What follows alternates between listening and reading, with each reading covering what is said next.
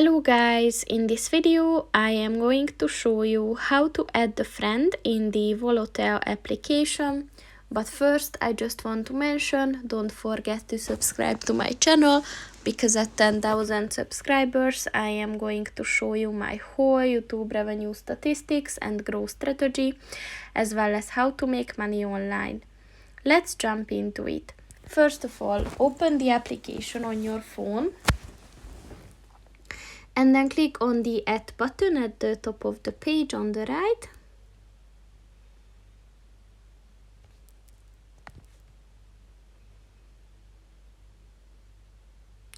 And then just scroll down and look for the Volotea Friends button and click on that. And then click on the plus sign at the bottom of the page.